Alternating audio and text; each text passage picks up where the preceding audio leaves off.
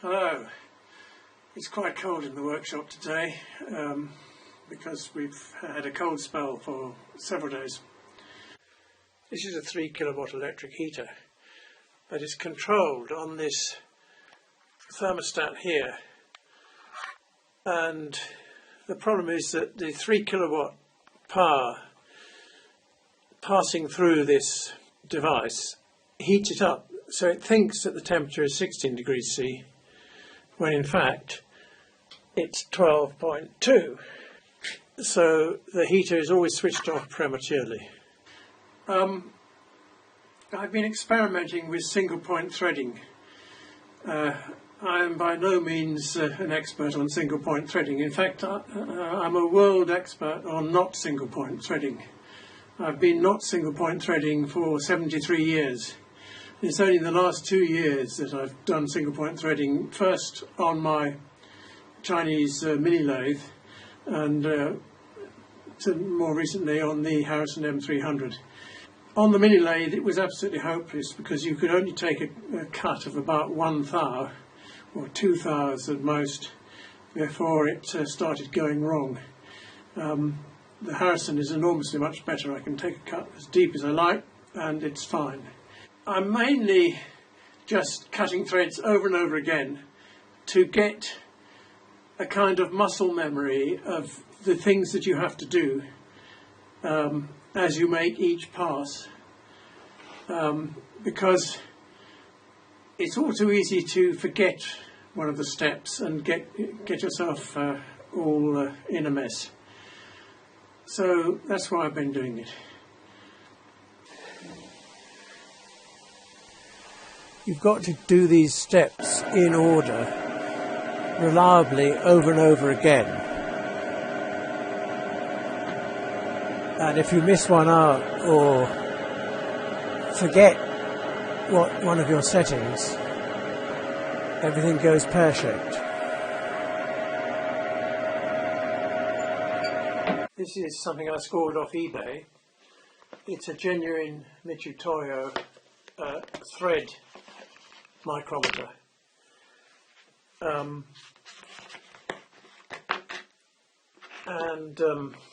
These things have interchangeable tips, and it came with this set of 4 tips which covers metric pitches of 0.4 to 0.5 millimeters and 1 to 1.75, 2 to 3 and 3.5 to 5 millimeters, which is quite a wide range. It's a pity this one is missing, but I could buy those tips off Mitutoyo. It says on it, calibrated in 2022. So, you know, it may or may not be totally accurate. I don't know. If I bought this directly off Mitutoyo, it would cost me, with the 4 tips that it's got, it would cost me £528.96. And I bought this for 150 quid. So I thought it was a bargain. One of the inserts is kind of V-shaped and is designed to engage in 2 adjacent grooves of the thread, and the other one is conical and goes on the opposite side and engages in 1 groove of the thread. That's more or less how it's supposed to go. So you screw this up until they go into each other, and if it's doesn't show naught there, then you adjust this screw until it does. The adjustment is actually extremely tricky. It is not helped by the fact that this screw is back to front, and that's about as close as I can get it. And then you lock the thing on the left here, and away you go. If I use my new micrometer to measure the pitch diameter, it is not too easy to do.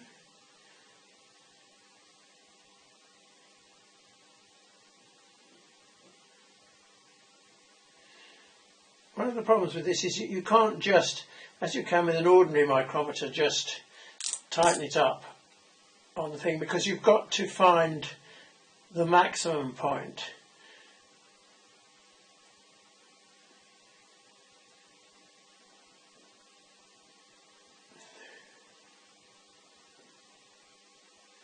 Which I reckon is about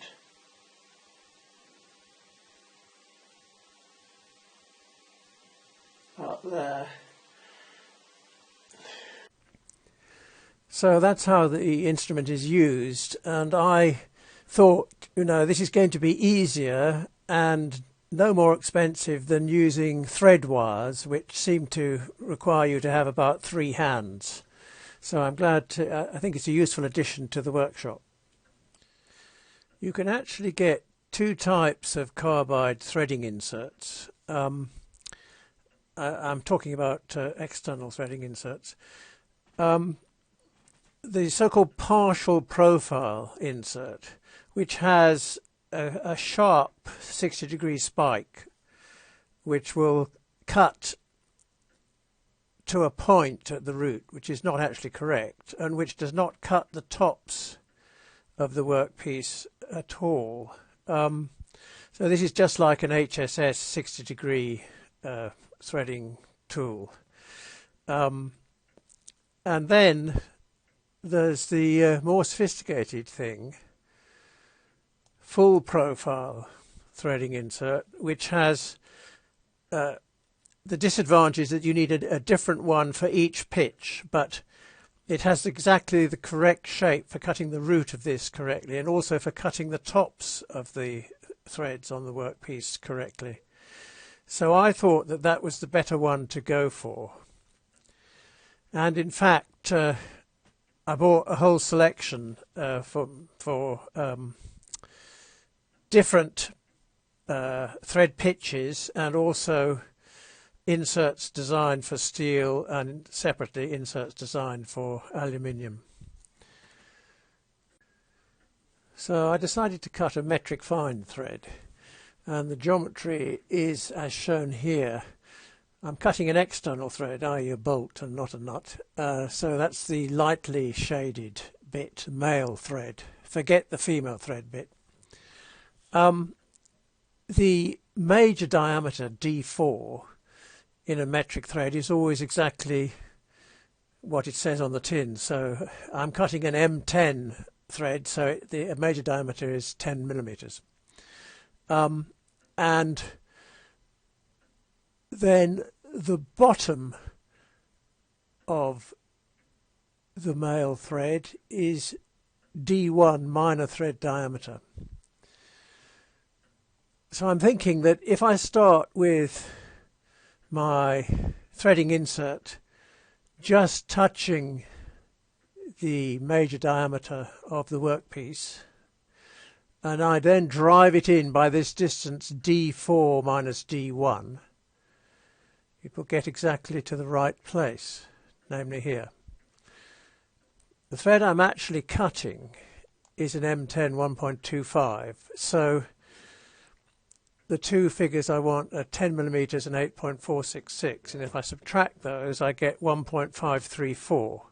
So I'm thinking I want to overall in this threading operation drive the threading insert into the workpiece by 1.534 millimeters.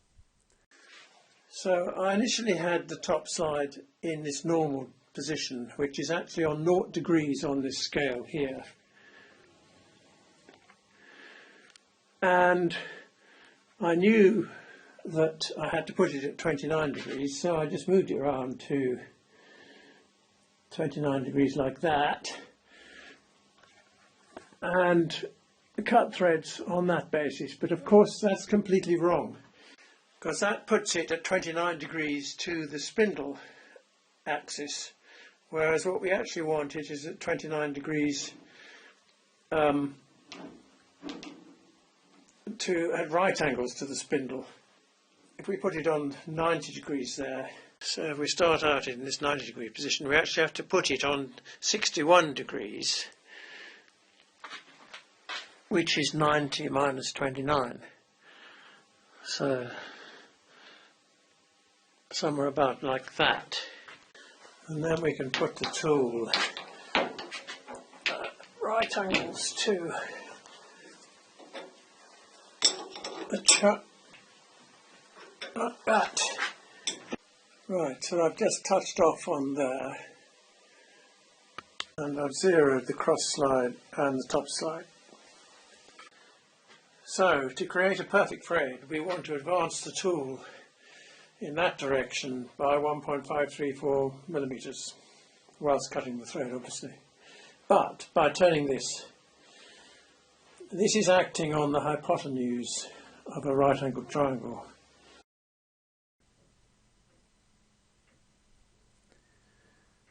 So if we want to move the tool in by an amount A, then we need to wind the top slide by an amount H, where H equals A over cos theta, theta being the angle that we've tilted the top slide at, which in the case of a metric thread is 29 degrees. So H equals A over 0.875. And since we want to move the tool in by 1.534, then we need to wind the top slide by 1.75.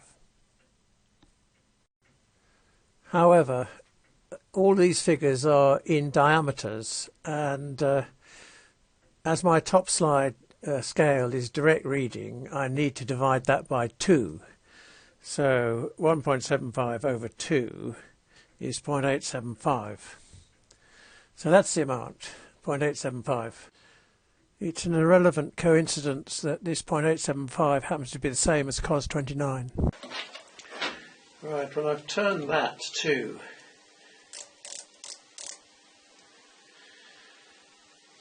.99, and I bet this will be less here.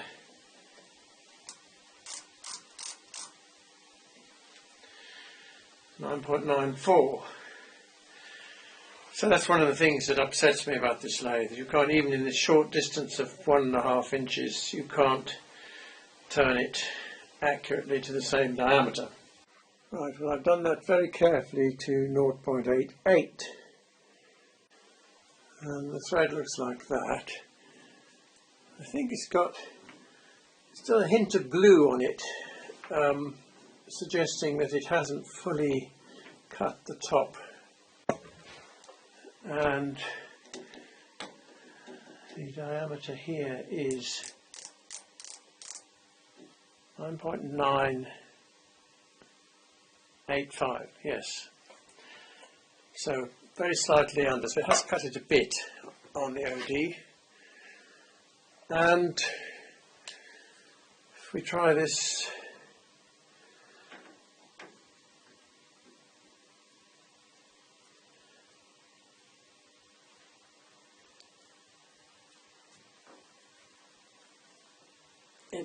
it's a little bit too tight. That's definitely too tight. Although I've done 2 spring passes on this, so it's a bit disappointing that the theory doesn't accord with practice. So what I'm going to do is advance it from 0.88 to 0.9 and do a couple of spring passes like that, and then see what it's like.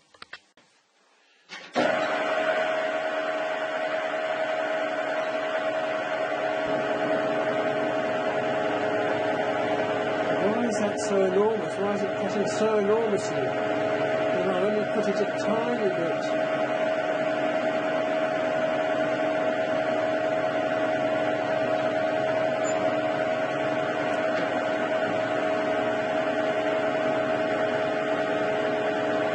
First spring pass.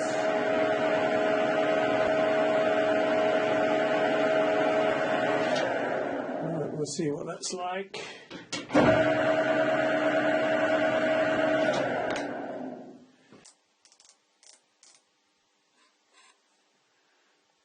Alright, 9.96 now, okay.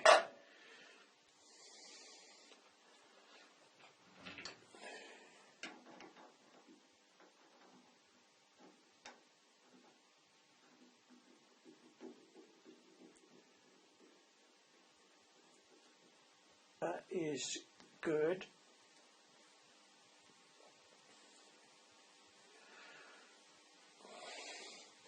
It's interesting that it will only just go on fully, suggesting that the pitch is not quite right.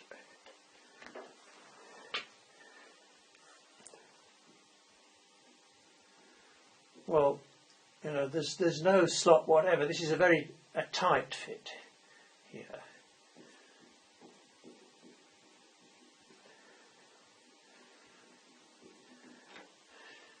If I put this commercial nut on, yes,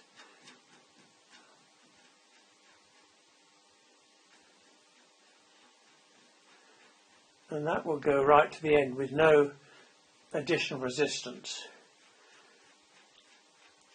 and it's a good fit.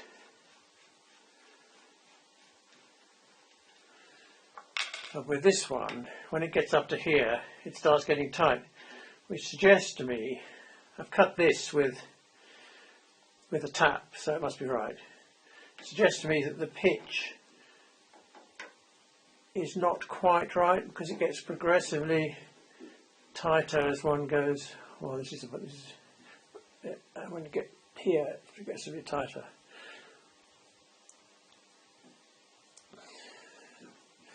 What I have to do is look at the gearing in the feed gearbox and see what the pitch actually is, whether it's exactly 1.25 or 1.247 or something like that.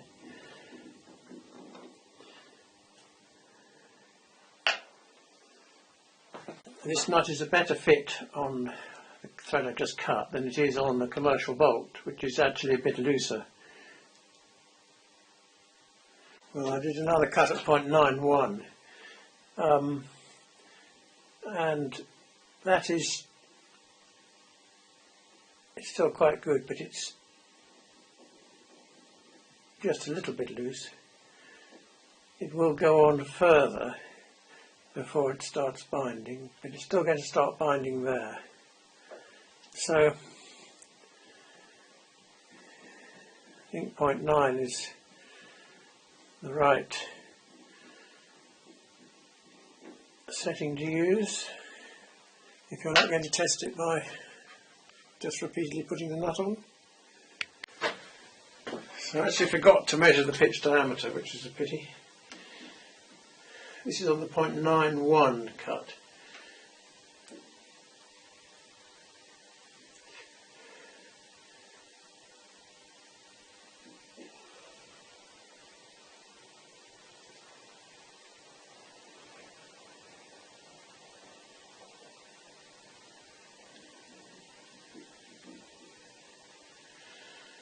Not easy to do this, you know.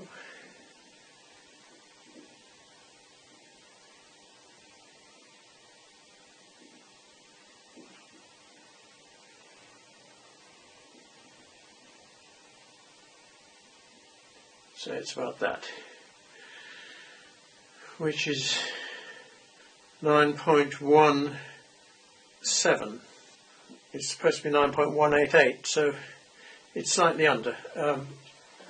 Okay, well that's to be expected because I've done it 1.01 deeper than I started off with. So I've cut this down to 9.1, which is too far. I'm going to cut another one so that I can measure its pitch diameter properly and carry out an experiment regarding this jamming. So I think what I'll do is I'll cut off the right-hand centimetre of this thread after it's been proved to jam at this point and see if it then goes on up to there. That would prove that it's a pitch mismatch. This parting off tool seems to work quite well with mild steel.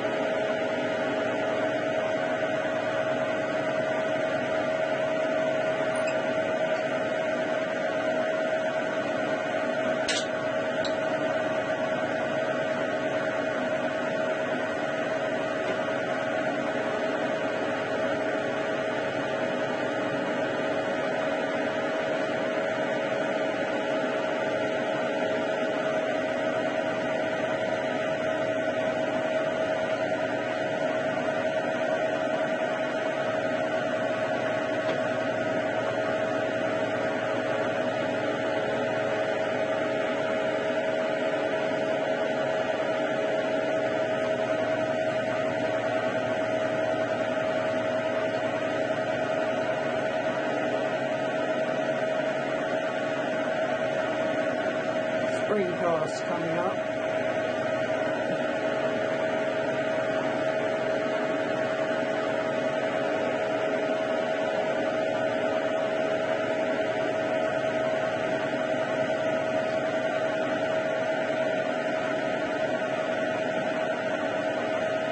Second spring pass coming up.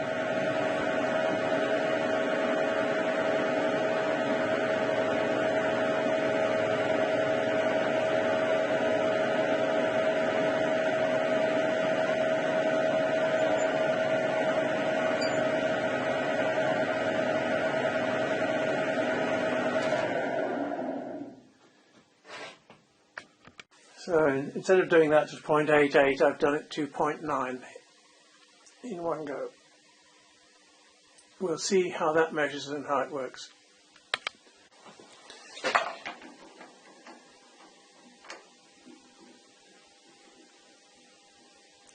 That's fine up to there, where it starts getting seriously stiff.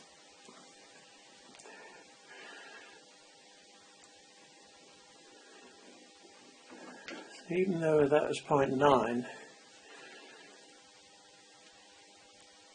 it's still not going nicely. Well, we'll see what this measures now.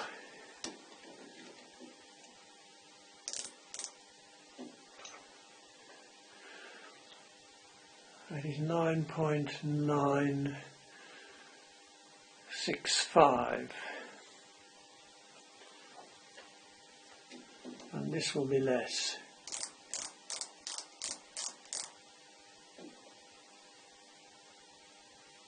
$9.944. So those are within spec. Right, and the pitch diameter is, I think that's near as damn it is, 9.24. And it's supposed to be 9.188.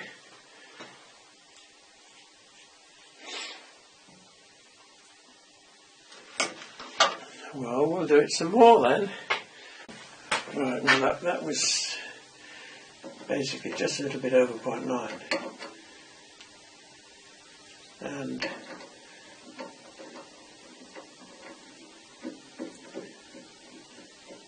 that's good.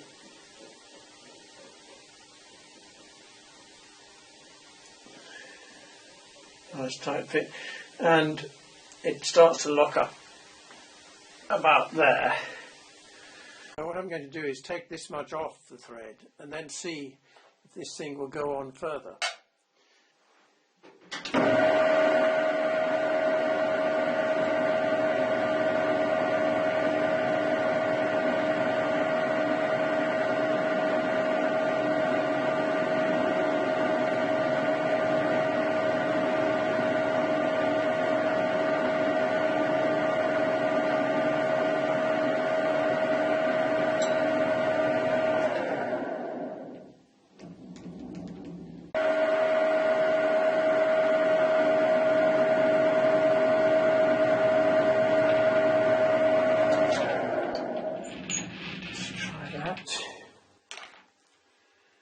Surely this will go on. It's got to go on, hasn't it? Yes.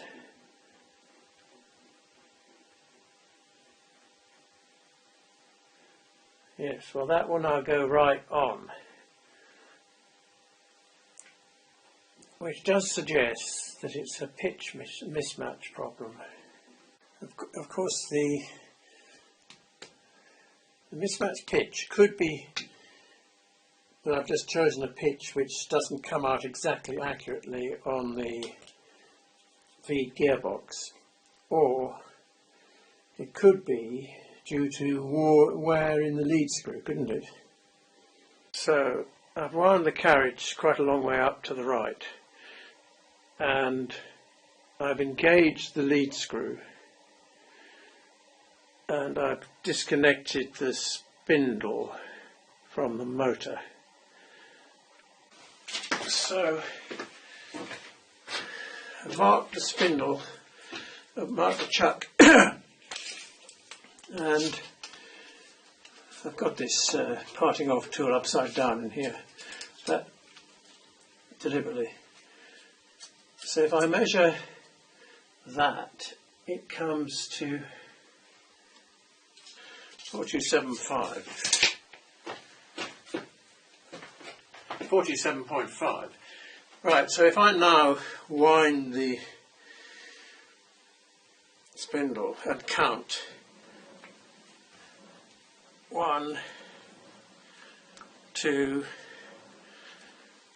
3, 4, 5, 6, 7, 8, 9, 10, and so on. I'm going to wind it right the way up here, and then I'm going to measure it again. Well, I got up to 70 and then I lost count, so I had to wind it back and start again, and I'm now back to 70, so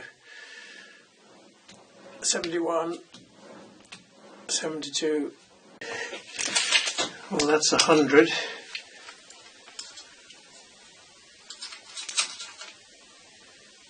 338.8.